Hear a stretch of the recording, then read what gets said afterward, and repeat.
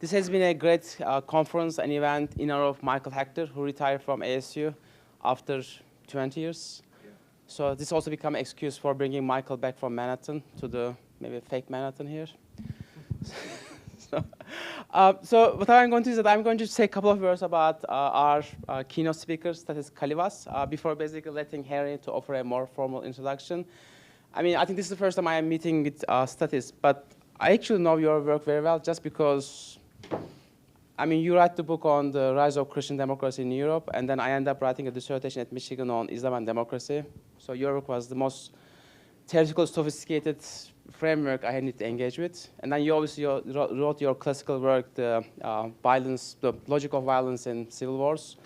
And then I end up basically writing a lot about political violence in the Middle East. And then I basically spend lots of time reading your work and then learning from you, and then also try to challenge some of your arguments as much as possible. So, and it's basically how I think scholarship basically evolved.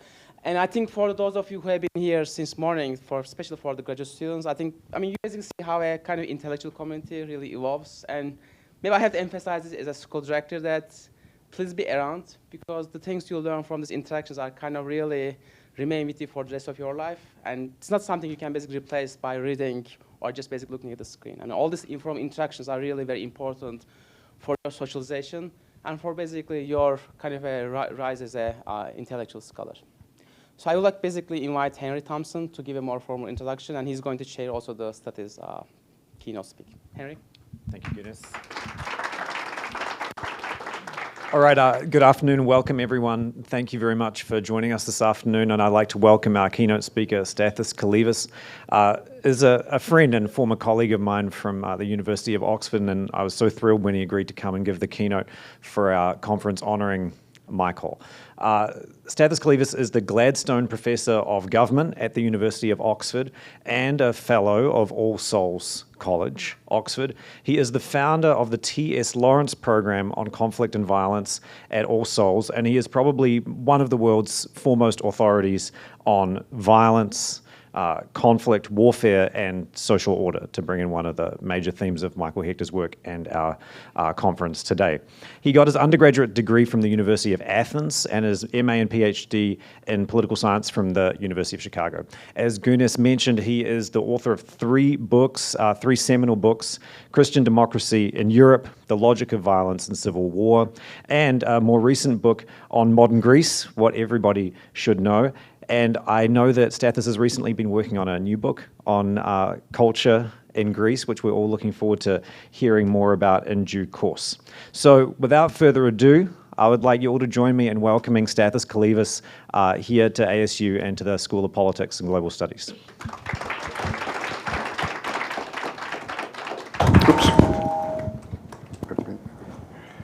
Well, thank you very much for this introduction. Thank you very much for having me here. It's a great honor to be here when Henry offered this opportunity to discuss or to use the work of Michael Hector to discuss social science, essentially. I jumped on the opportunity, and not just because I had never been to Phoenix before, but also because Michael Hector was a very big influence on my work. One of his books, which I retrieved in order to prepare this talk, I read in New York in 1993 when I was working on the rise of Christian democracy, in fact. So what I thought I would do today in order to talk both about Michael's work and about other broader questions is essentially to use Michael in order to speak about social science. And the lens to do that is nationalism, which has been Michael's key concern. So what I'm going to do is discuss first nationalism and conflict as they emerge, specifically for Michael Hector's work and how his work has informed our understanding of nationalism. And then I'm going to take us to the present and ask how we study nationalism, violence, and conflict today, and how the way we study it speaks to Michael's, I would say, style and concerns, and whether his work and his style can help us rethink the way we do work today. So that's essentially the the architecture of this talk. So nationalism, one of the things that we've discussed today in the workshop, it's extremely difficult to pin down for a variety of reasons. But I think there is also a simple explanation for why it is so difficult. It's because it has different dimensions. And also it's studied at different levels of analysis. It is an ideology. It is a set of institutions. And it's also individual attitudes and individual behaviors. And very often when people study nationalism, they adopt one dimension and assume that this dimension covers everything else. And that creates very often this sense of confusion in which people think they study the same thing, but they're speaking about different things. Very often this is done because the way in which we study things is organized to increase specialization, and as a result we lose sight of the broader picture. So that is going to be my general theme. So if I was trying to put together a table to summarize how a lot of these things are being studied, I would say that nationalism is being studied from a perspective of, say, ideology. At the micro level, it is essentially understanding how people adopt nationalist attitudes. There was a paper about that today using data from Sweden. It's very much related to Michael's Alien Rule book. At the macro level, it's about how states use strategies to make populations align with their institutions and goals. At the level of attitudes, at the micro level, you have very much a story about how people identify with particular groups. And at the macro level, it's about how the state uses institutions like schools, for example, in order to sometimes enhance association with the state, but also how that, to go back to Alien Rule, has the opposite effects and creates resistance to states' national projects. And at the level of institutions, you have essentially stories about local institutions that create local formations that eventually aggregate. And then at the macro level, you have a situation in which essentially state building becomes the name of the game. I'm going to illustrate those points very quickly, but I want to say that essentially one can classify Michael's 4 essential books on nationalism along those dimensions, in the sense that he has studied those various elements, and very often you can read these books and identify implicit links between those dimensions in a way that you very often do not in the general literature, because there is this kind of compartmentalization. So as I was saying, there is the relationship between nationalism and conflict is not also, if we add this dimension of conflict, is not always very, very clear and very easy to understand. And the reason is because nationalism sometimes reinforces peace and sometimes is a conduit, a driver for conflict. Usually we associate nationalism with conflict. We forget how nationalism is actually a force for peace. And actually, Michael's work provides a very powerful insight to understand why nationalism is in a sense, a driver for peace. And that is done through the ideology that delegitimizes rule by aliens, in the sense that there is no point in conquering other countries because the populations that live on those territories are not willing to be governed by those who whom they perceive as aliens. And so under the conditions, nationalism is a deterrent to territorial conquest, and therefore a deterrent to violence and war. So what is the best way to capture, therefore, nationalism, its cause and effects in all their dimensions? I'm going to very quickly review what I think are the main insights from 4 books that Michael has written, and show how they help us bridge the gaps between these different dimensions, the levels of analysis.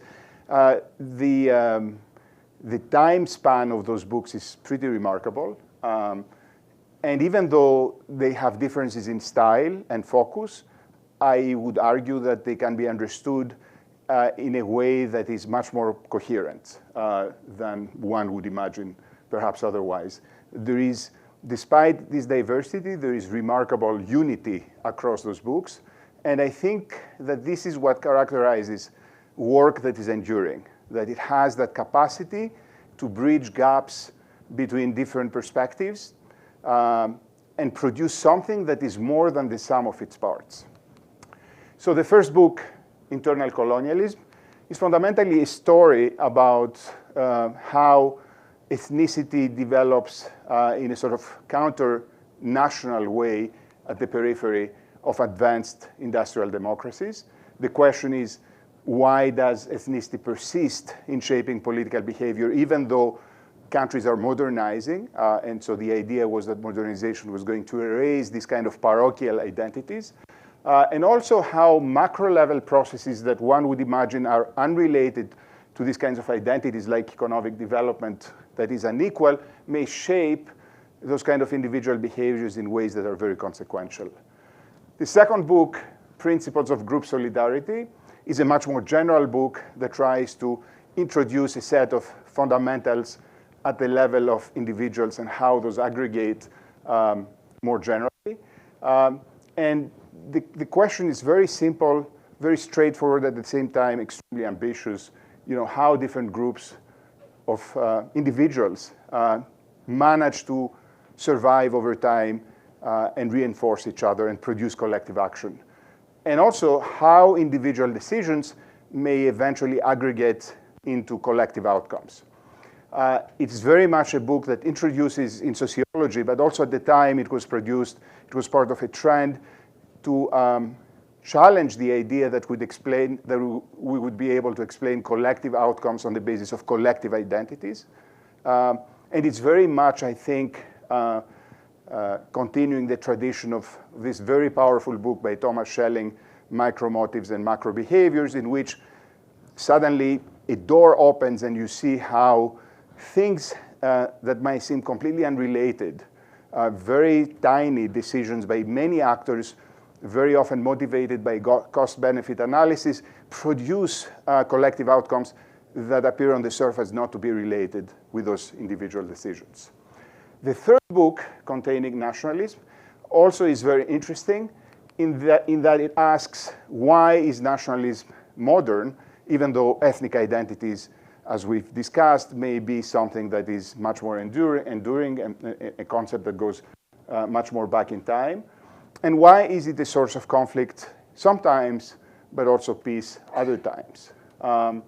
Why is it inclusive under some circumstances, exclusive under others?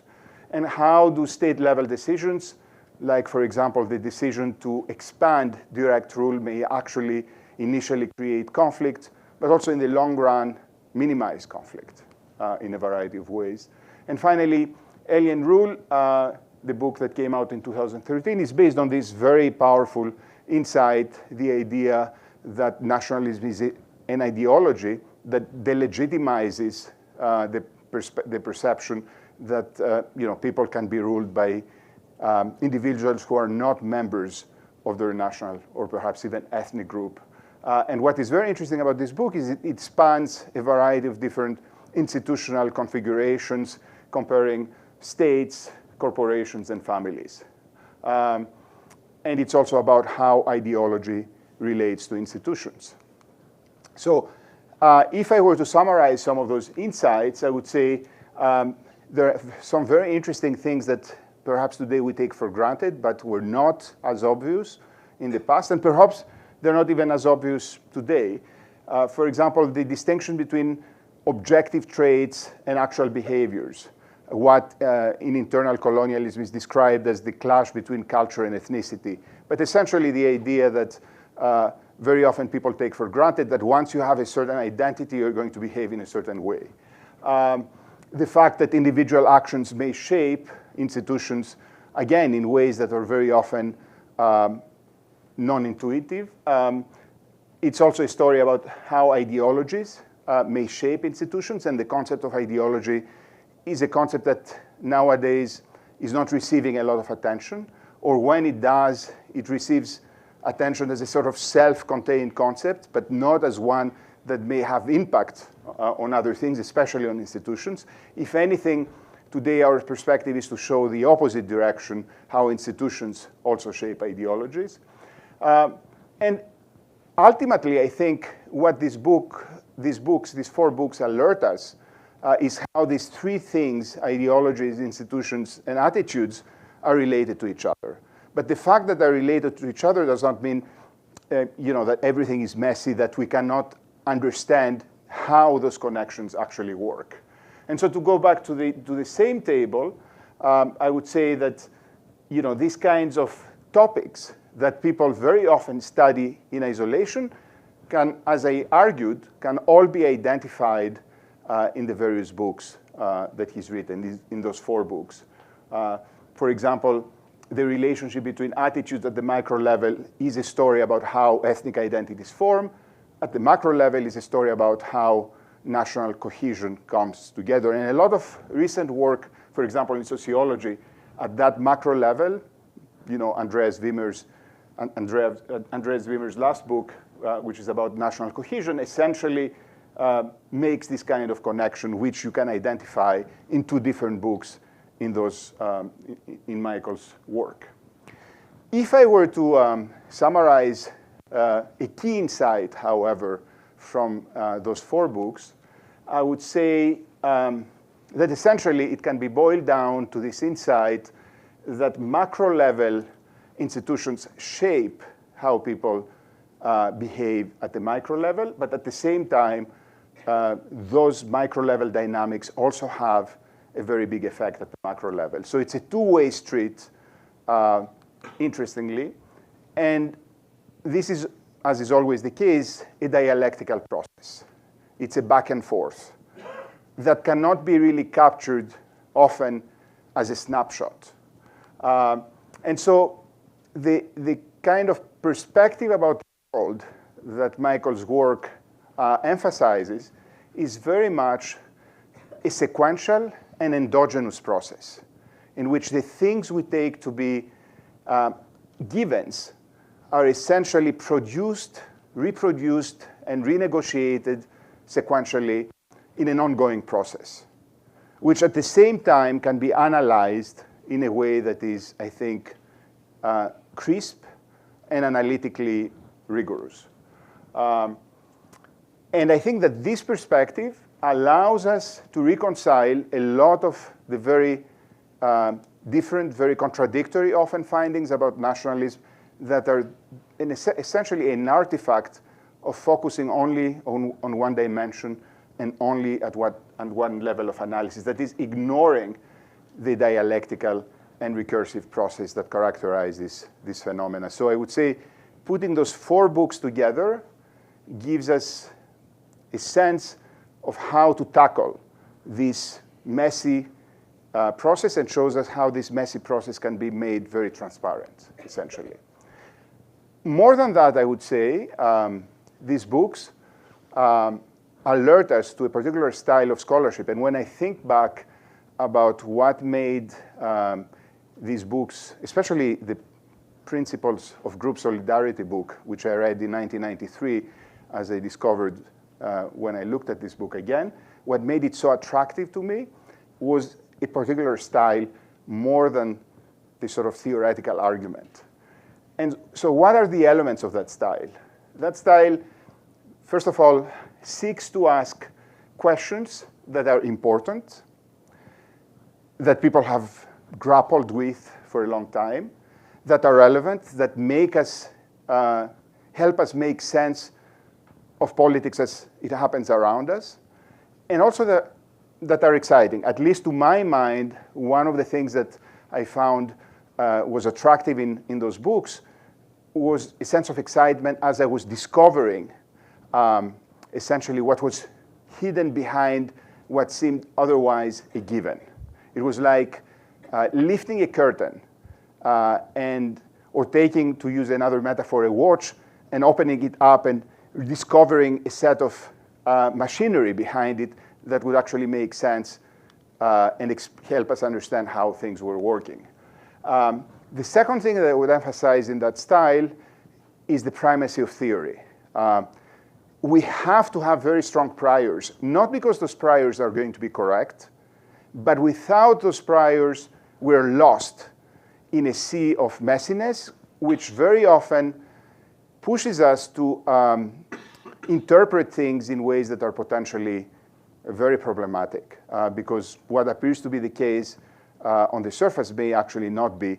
So theory is a guiding light, and we have to use it in a wise way. Otherwise, I think it's very difficult to make sense of reality. Third thing is all of that is exposed in a very, very clear way. So the clarity of exposition in those works, I think, is a very important asset. It's not something that's easy to do. In order to have clarity of exposition, you have to have clarity of mind. And those things are not easy to achieve. But I think that's the fundamental way in order to communicate. And there is a richness and a depth in the work. Very often, works that are very rich and very deep tend to be very unclear at the same time. So here we have a very nice combination of work that's extremely rich, erudite sometimes, but without necessarily being confusing.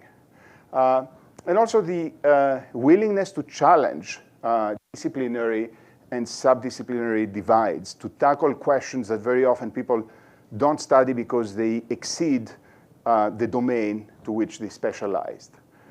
Somebody mentioned, and I added that line from this morning's presentation, there is a sort of iconoclastic impulse and also a willingness to move away from past assumptions, to range widely without necessarily forgetting what one has done in the past, but taking risks and moving in directions that are new.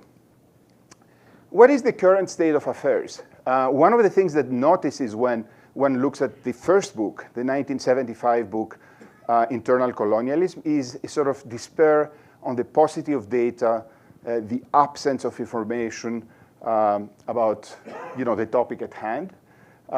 But today we have much more data and much more sophisticated tools.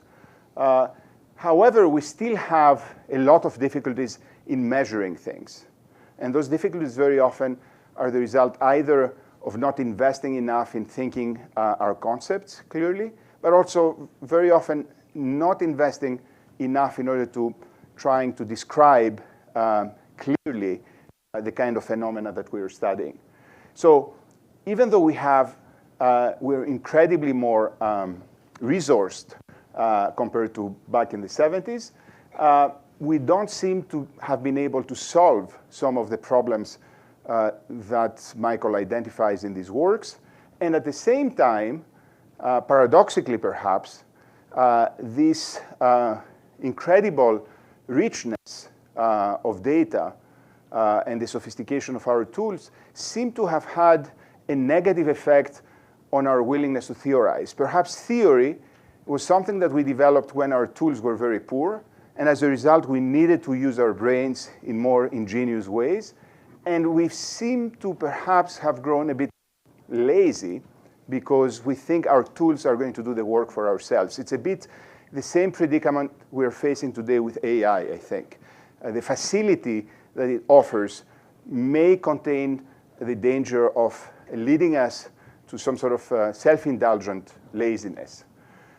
If I were to look at studies of nationalism and conflict today, but I wouldn't restrict my perspective just on those topics, but these are the topics that I follow. Very often I have that sense that people study different aspects, but lack a way to connect those kinds of elements together. And I'm going to, to use that metaphor in order to explain how that happens.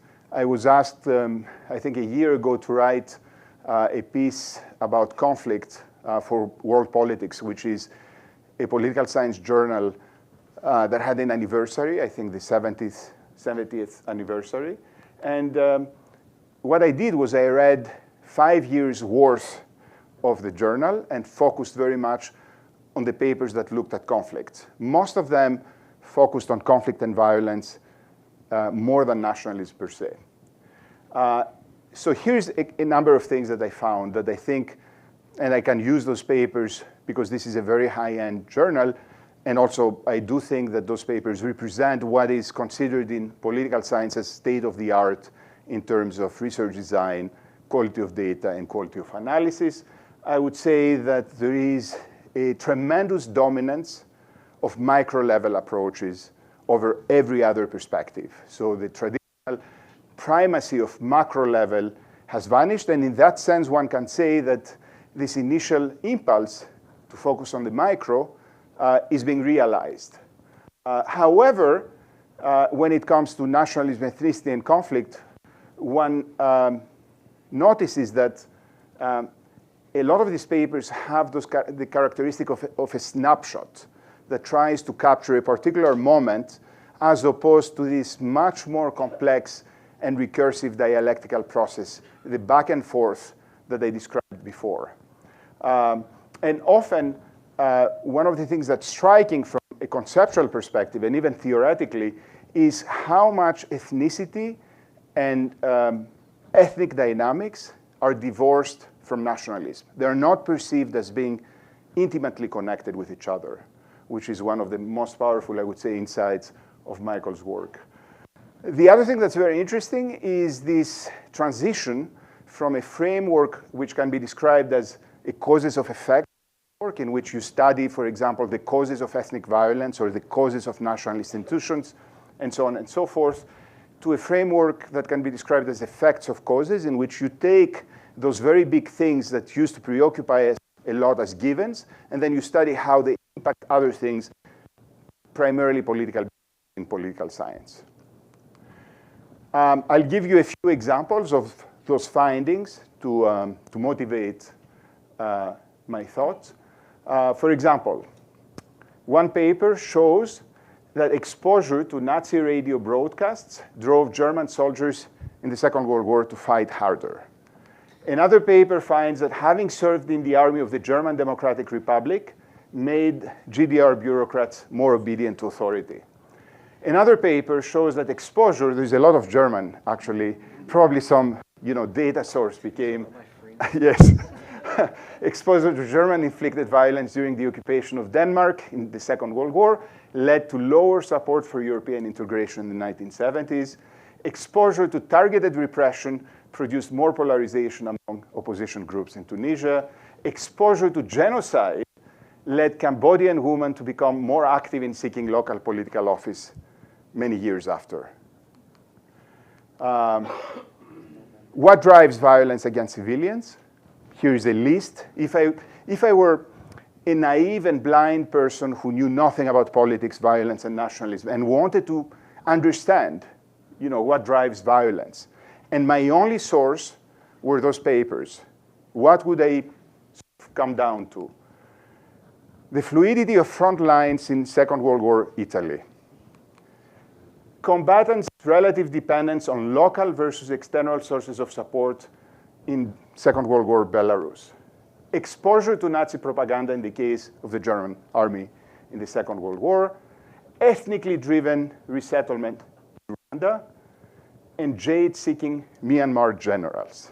These are the things that from those 5 years of papers lead us, create a sort of mosaic, if you want, of drivers that produce violence. And so the question is, how can we connect those things to try to make sense of a more complex reality?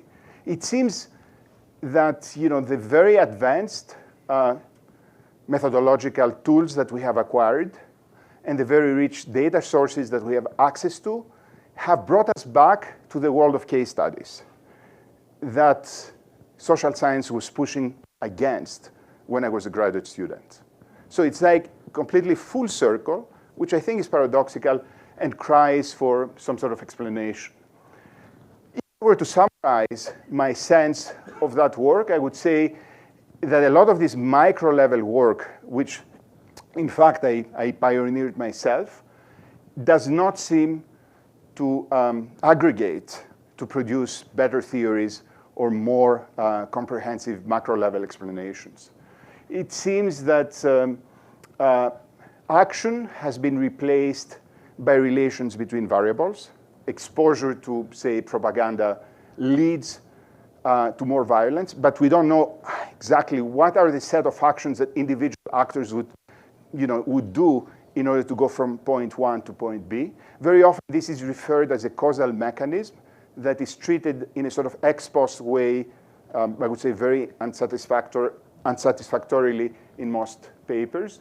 Theory has been minimized. Perhaps it acts in the background, but there isn't any clear, direct, and open engagement with theory. And so perhaps I think realizing that a lot of this work is producing pieces of information that we have a hard time stitching together might force us or might push us perhaps to bring back a sort of tradition that has been lost.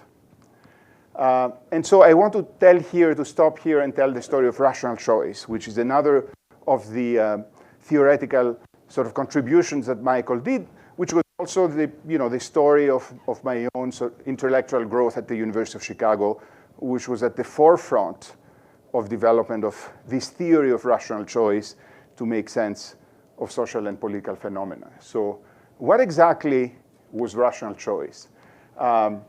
It was basically a way in which combining rationalist assumptions and game theory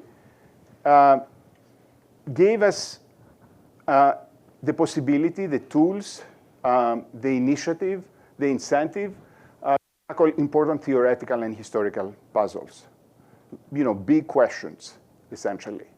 And it was more of a style of research than a methodological recipe. It was not something that you could apply as a sort of cookbook, but you had to use those insights in ways that were often very unique to you.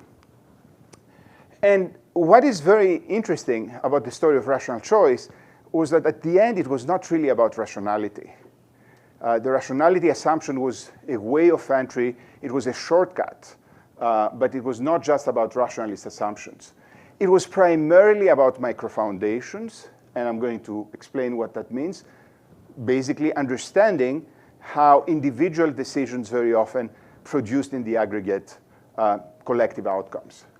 And there is something more about rational choice which I think is interesting to understand. And the best way to approach that is to think about what rational choice was not. Rational choice was very often used in those days as a metaphor in a sort of theological and dogmatic way. People would take, say, a dependent variable, a question, any question you can think of, and they would reconstruct they would produce an explanatory account that was based on rational action. And there was a very big payoff to showing how things that appeared to be irrational were in fact rational. But that was the end of the story. So it was repackaging things to make them seem rationalist. And it was the least interesting aspect of the rational choice tradition at the time. Initially, it was very popular because suddenly people were very excited by that, but it was very quickly abandoned because people understood it was not very useful.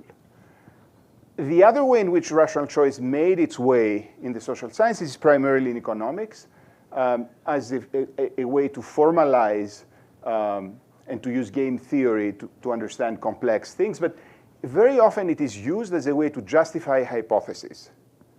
And very often those hypotheses were not counterintuitive or surprising.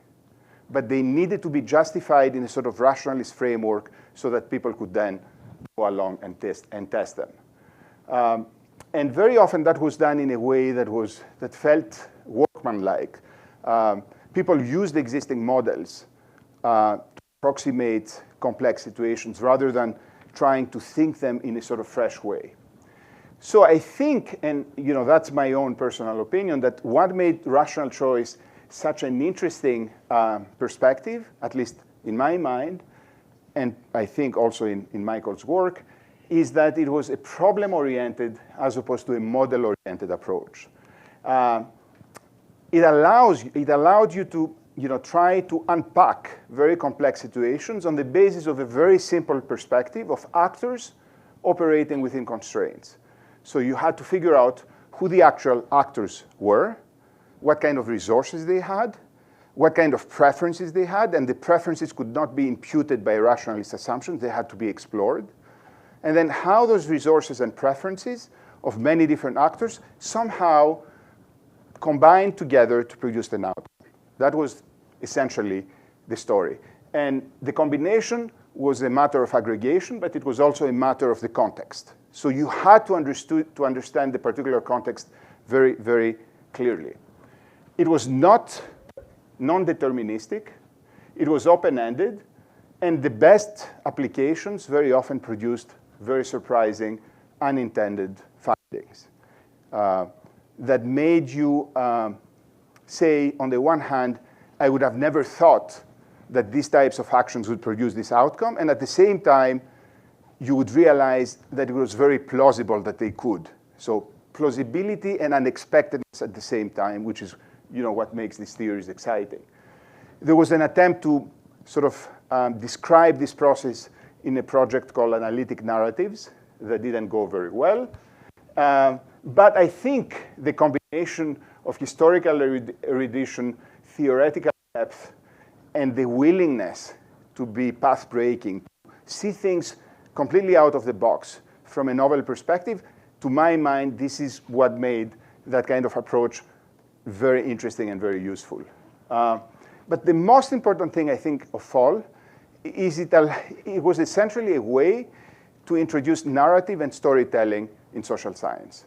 And one of the things that is absent today, and I think the research less interesting than it could be, is the absence of stories.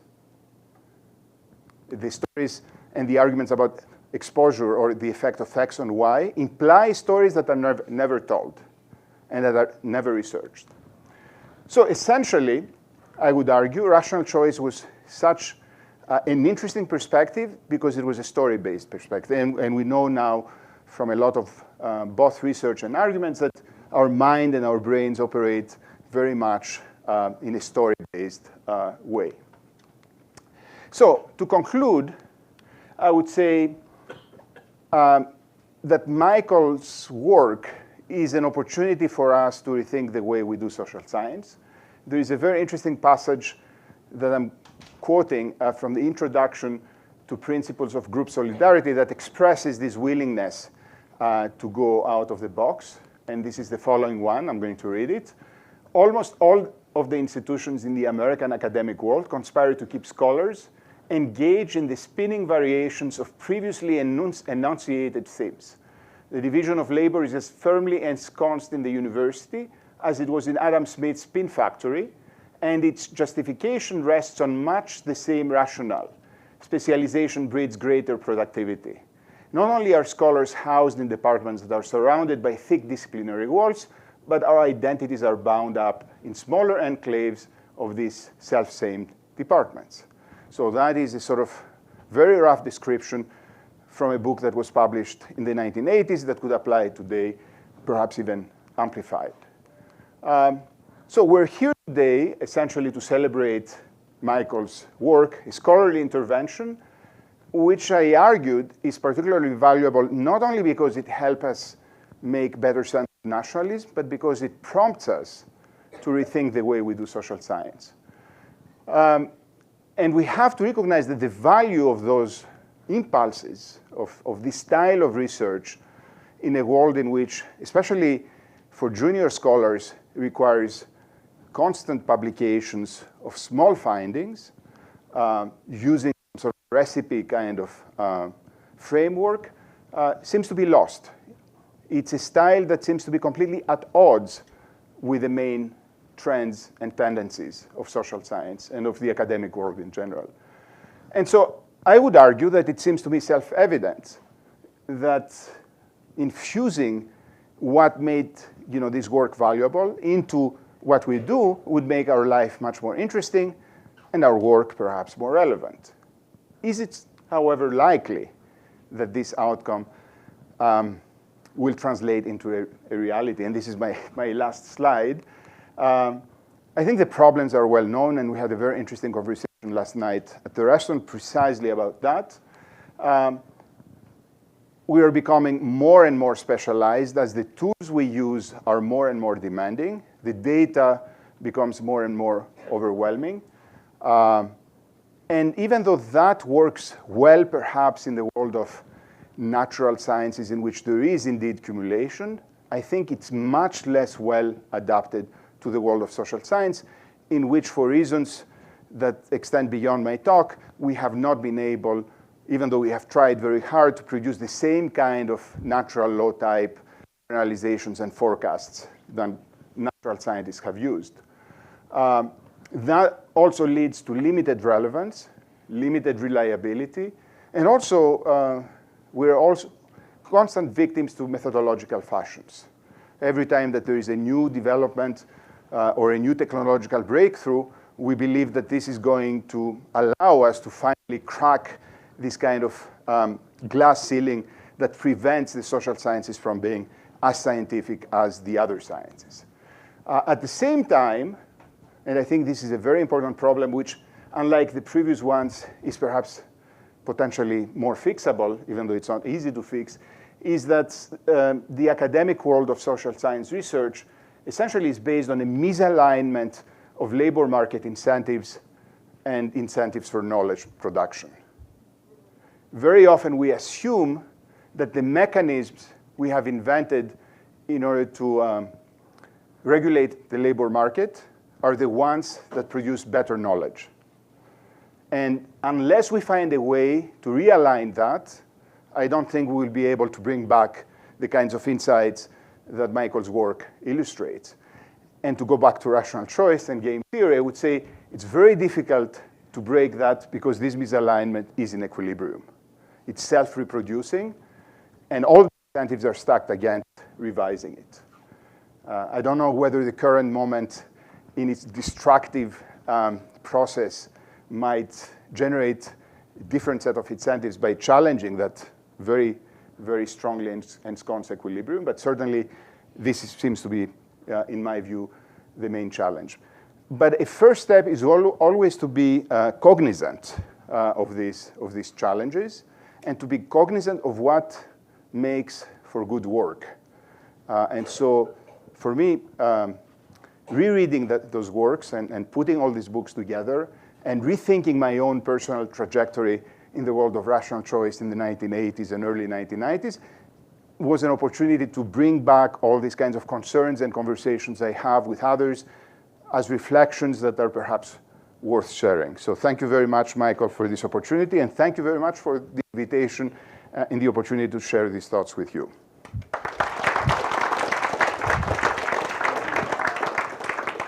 Much, Stathis. We do have about 30 minutes for Q&A, and so I'm going to ask for questions from the audience, but before I do, I thought I'd use the privilege of asking a question myself. You end on a slightly downbeat note for the future of social science, and yet you yourself, I would say, represent actually a huge exception to this rule. So perhaps the as key someone, word is exception. Right, but perhaps as someone who's made contributions to areas as distinct as the rise of Christian democratic parties in Europe, violence and civil war, could you say a few words about perhaps your progression through those two major books, how they were inspired by your reading of Michael's work, and how they buck the trend? I don't want to make that too autobiographical. And in fact, my advisor is in this room, David Layton. I think I have no idea. If you ask me, what explains my trajectory, I think it was a combination of fortuitous dynamics. Lucky breaks, good conjectures, things of that sort. It's very easy. I mean, we always tend to explain successes in a deterministic way, but I think it's very easy to reconstruct pathways and see how things could have gone in a very different direction. There were very many close calls, etc. For me, the formative moment was the University of Chicago in the late 1980s. And even though Michael was not a member of the faculty, and I didn't know of his existence at the time, I think I first read his work when I was at NYU. He would fit very easily and very nicely in that kind of intellectual environment. in which there was a lot of encouragement to do things in a different way, to try new ideas, to combine different intellectual traditions.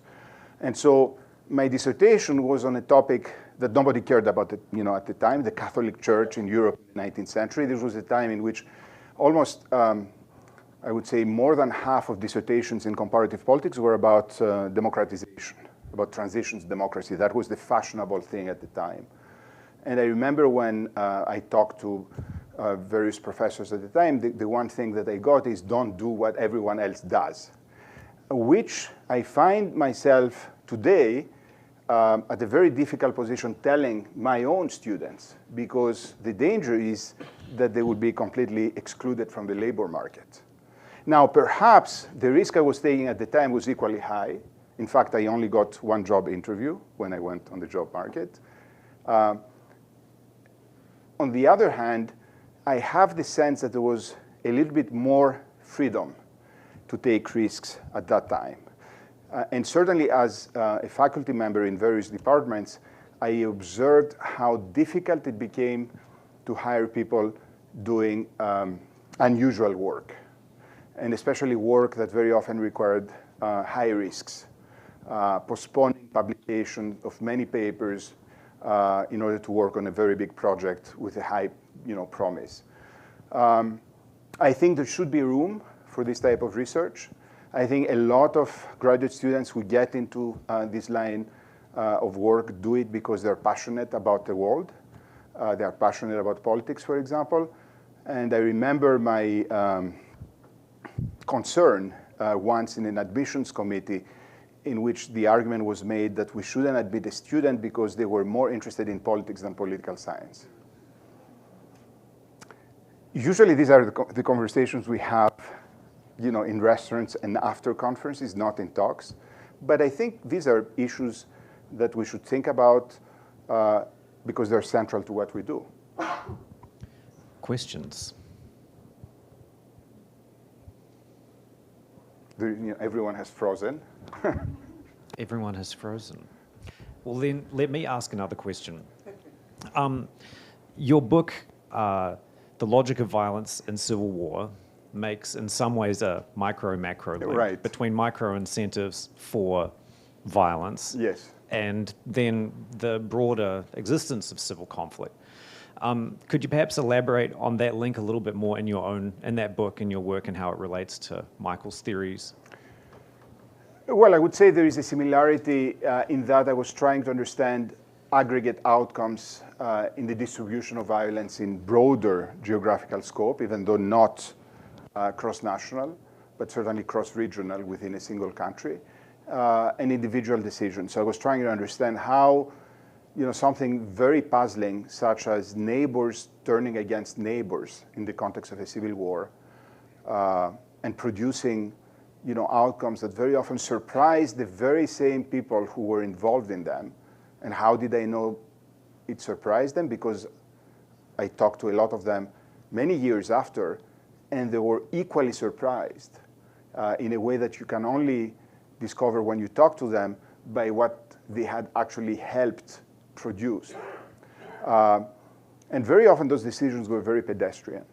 It turns out that they disliked a neighbor because of spite, because there had been some sort of personal dispute, because a person insulted them and they lost face.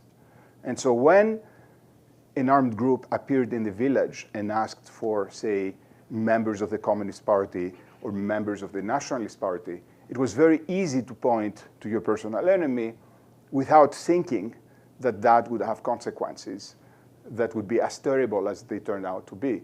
And so now that is an insight, but then I was trying to understand how that worked actually in practice.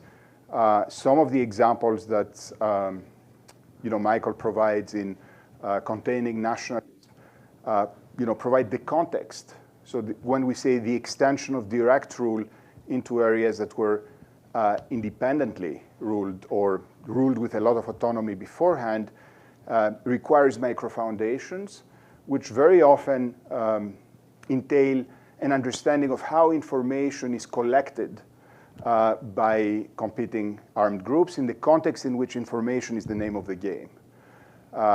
And that context then can push you in trying to understand the mechanism that very often produces these kinds of dynamics. Again, this is not a universal mechanism that would explain all kinds of violence everywhere, but I think it was an example of how things that were very, seemed to be very unrelated to the outcome of violence, which emphasized things like ideology or identity, had roots that were very different from what I thought I would find initially. In fact, when I started researching violence, I started from a more political sociology perspective, trying to understand why people selected a particular political camp rather than another one.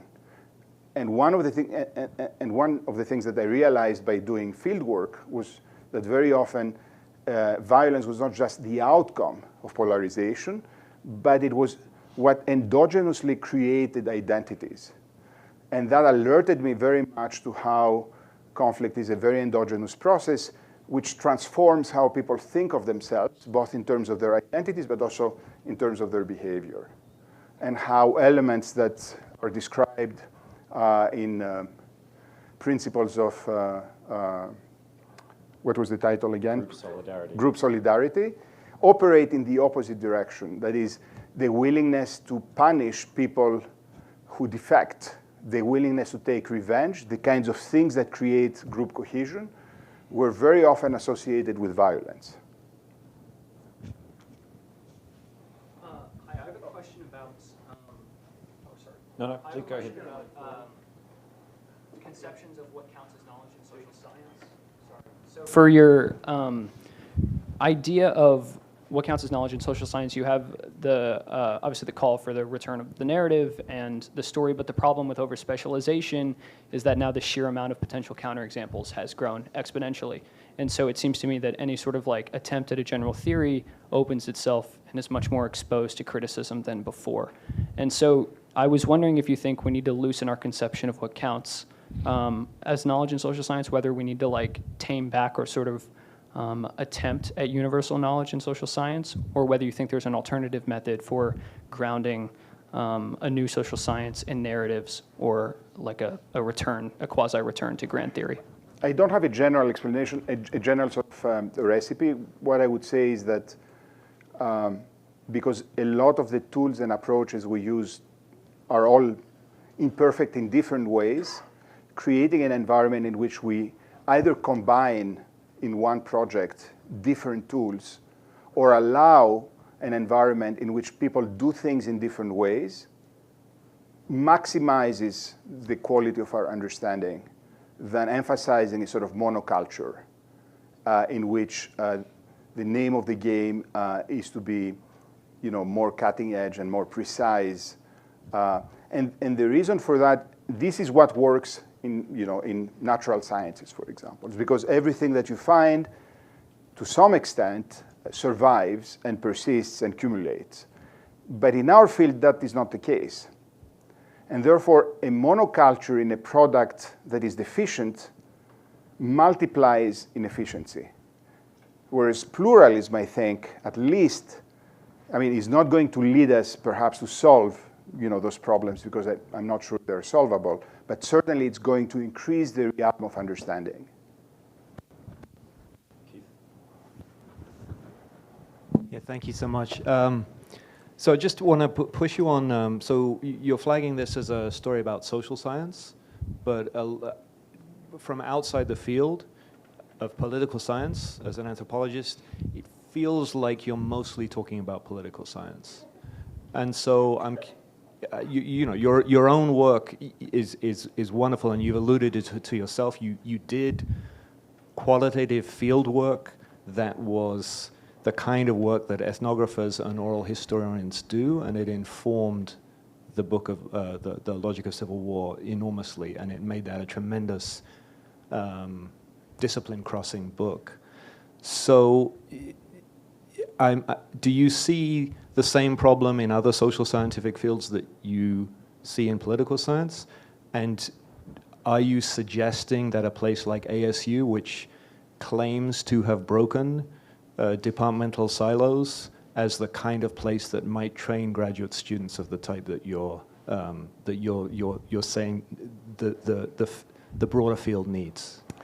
Obviously, I cannot speak with the same authority for other fields, even though I look at other fields. I would say sociology has a lot of similarities with political science.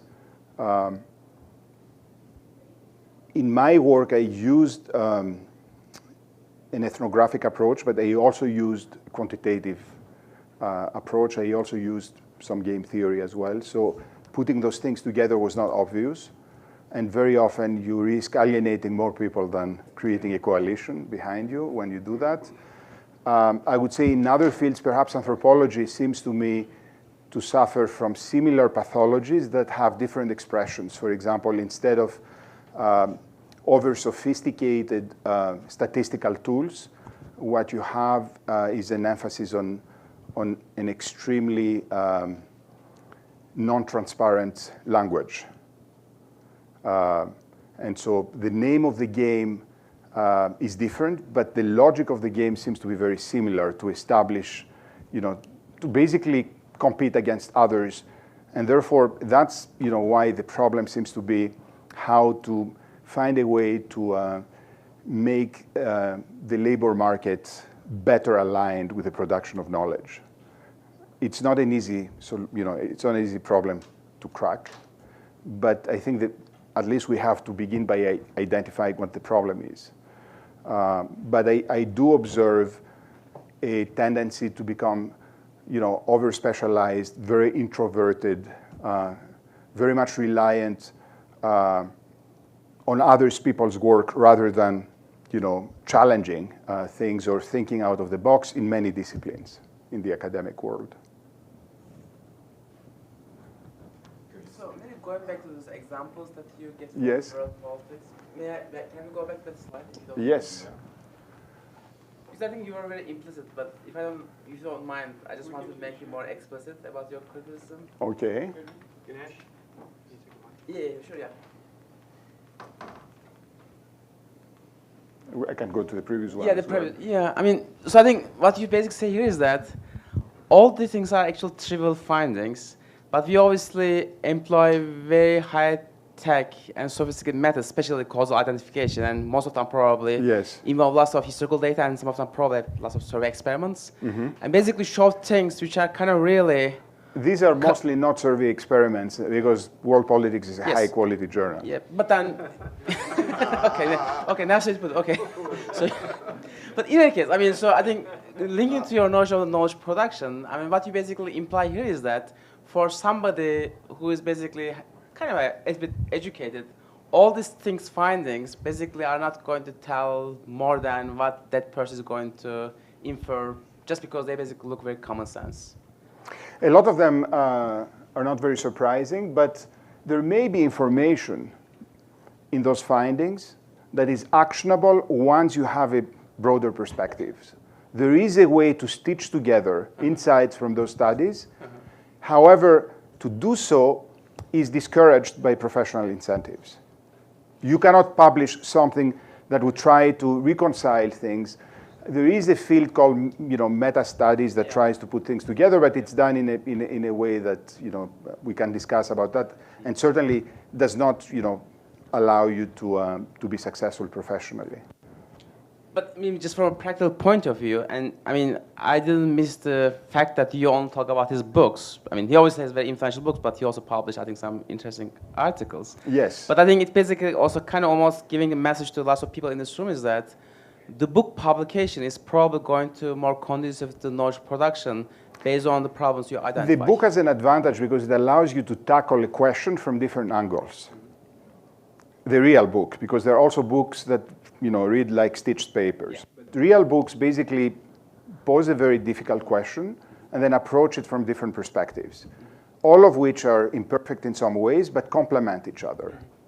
The problem is the value of the book in the labor market is going down, and especially it's going down also considering the effort that gets into it. I mean, putting my admissive hat, I can tell you that in our school, we basically say that if you publish a book, Henry just published a book from Cambridge just like last year, he's going to get credit for 3 years. And then he needs to basically do some other articles to be able to prove that he's still basically a productive scholar, regardless of what kind of book he wrote, because book can be actually really path-breaking work, but it doesn't matter because just from an incentive structure, and even not talking about labor market here, just basically kind of merit increases, well, yeah, the book is going to be completely irrelevant after 3 years. I mean, you basically see how the structure problem can be actually replicated even in this kind of issues, yeah. No, it's a real problem.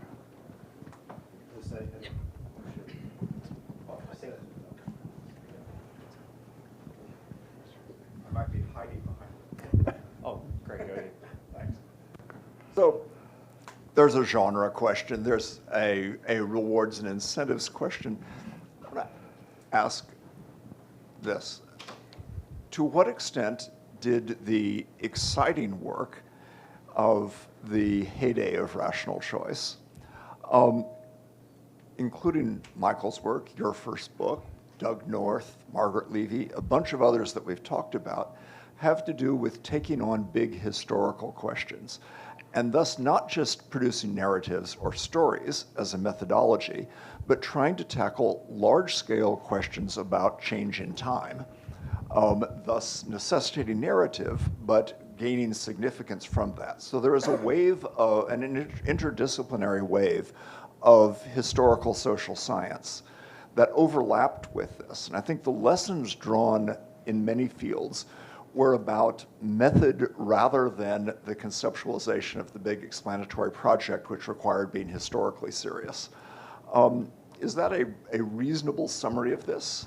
It is reasonable in the sense that history is a very rich domain, empirical domain that offers itself to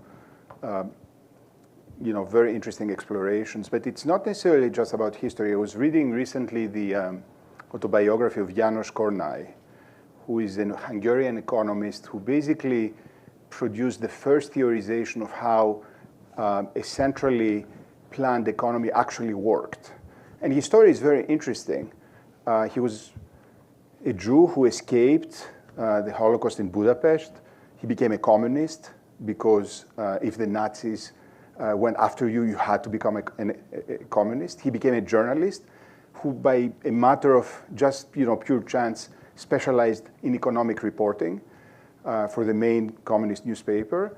And then when the 1956 kind of revolt happened, he sort of aligned himself with the reformers, not too much, so he survived, but he was thrown out of his newspaper.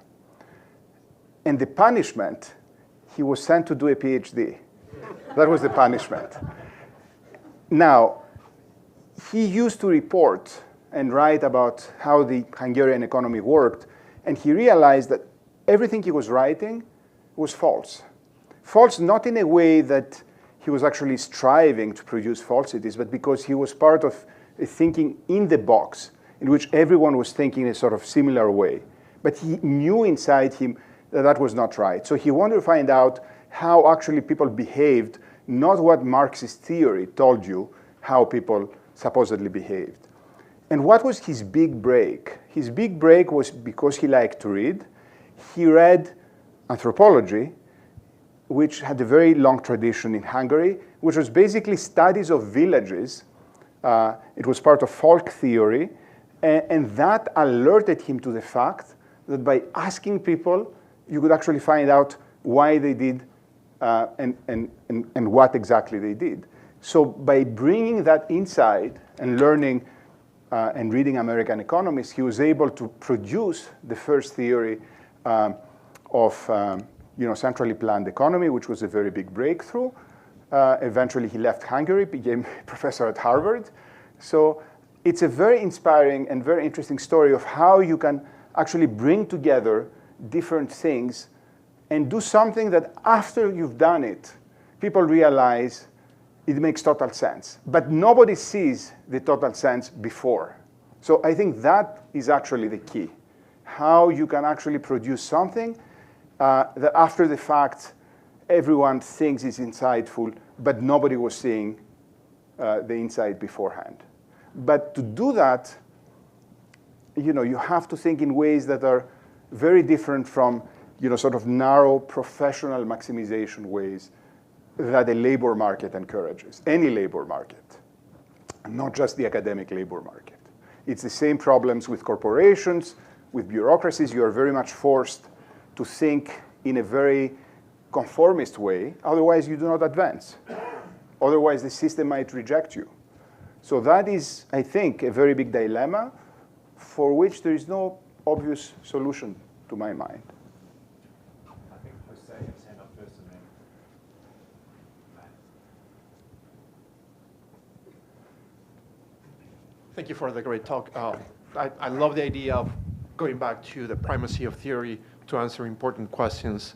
That's kind of the research that I aspired to do, but sometimes it's hard. And one of the reasons is what you get this pushback against the problem or the perceived problems that kind of push the discipline past that approach, right? This idea of the credibility revolution, right?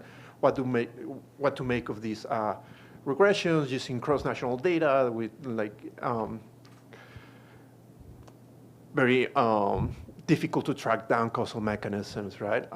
So I was wondering your perspective on whether going back to that approach that you described will actually cost us in our ability to put weight on our findings. Well, I mean, again, I don't have any sort of comprehensive solution. My sort of tentative solution is to say, allow different styles of research to coexist. Allow a more pluralistic environment, whereas the tendency now, as a result of following those incentives, is to create this kind of monocultural environment in which everyone pretty much does the same thing, and the name of the game is to do the same thing slightly better than everyone else. Matt and then David. Jose, if you can pass. Yes, thanks. I have a similar, a question along similar lines to Craig's. It's about history, and that's because I'm a historian, so it's a self-interested question. But I was wondering if it seems from what you've been saying about the richness of the rational choice approach in telling stories and narratives, and also what you just said about sort of ex post facto being able to say something about what people didn't realize at the time, means, I wonder if for you, the kind of rich explanation that you're looking for that might be informed by different perspectives has to be about the past, about some process that has come to an end, or you're looking at the part of it that's come to an end, and that perhaps trying to look at processes in play now and where they're going is maybe impossible or not something that can be done. But that to me brings up then that makes the theoretician and the political scientist into a kind of historian. Well, a lot of what political scientists do are study things that just ended recently, but they've ended nonetheless. It's not things that are ongoing. That's right. But when you then are taking on the role of the writer of history, as I think you necessarily do in accounting for this past, the past is gone, right? And you are representing what happened. You are, and I don't think there's anything wrong with this, and there's better and worse ways to do it, but you enter into these questions of what historiography is and what a representation of the past is. And it sounds like, I mean, to me, I've always thought that the best historians are sort of political theorists like Tocqueville or Marx or something. In a lot of those insights, you've got, I don't know how to call them, a few tricks that allow you to approximate the narration of the past in a way that is slightly more analytical and more systematic. Comparison, for example, comparison under some conditions. Even methodological advances such as, say, regression discontinuity, if applied in a more creative way, give you some leverage vis-a-vis just sort of more direct, unmediated kind of reconstruction. But I think one of the things we don't pay a lot of attention to in political science is good quality description, good quality measurement, and really understanding who does what to whom, and perhaps, how do people act. People don't pay enough attention to that. And so that was the value of rational choice to me, was that it was, at least it pushed me to try and understand who the actors were, what they really wanted to do. For my dissertation, I worked on Christian democracy. And so when I first read the literature, the argument was that Christian democratic parties were basically inventions of conservative politicians to compete with socialists. And I thought I would abandon the project because there was nothing more to say. And then I had this idea in the University of Chicago at the Great Library to actually go and check what the actual people who did the work, who were they? And it turns out they were not conservative politicians. They were priests who had a completely different idea about what they wanted to do, about what they were thinking they were doing, and how those actions produced this outcome. So the story became a very different story that nobody researched because the standard account seemed so plausible when unexamined. So the impulse is very similar to the historian's one. Perhaps the tools and perspectives tend to be more comparative, more systematic, more analytical than many historians would do. At the same time, historians have a very big advantage in trying to approximate, to judge the quality of the sources they use, trying to understand how the voices that come through archives are not necessarily unproblematic representations of the truth, but much more complicated than that. So disciplines have different ways of dealing with problems. And so combining those different perspectives is, in my opinion, what makes for a social science that is richer and more relevant. And to go back to Michael's work, you can also do that. The field of variation can be your personal trajectory in how you vary things that you do across different projects and across time. And I think the most interesting people and the most interesting work are people whose work produces evidence of this evolution rather than being a repetition of the same theme. And eventually, like those 4 books that I discussed today, produces a sense that the sum is much larger than the parts. We have time for one last question before we have a reception, and I think David it's quite brilliant, actually, for Stathis's dissertation advisor to take the last question. David Layton. David knows me better than everyone because he remembers how I was as a first-year graduate student. We can hear about that over dinner. No, I'm not. This isn't really a question, but an observation trying to answer Henry's earlier question of Michael and Stathis.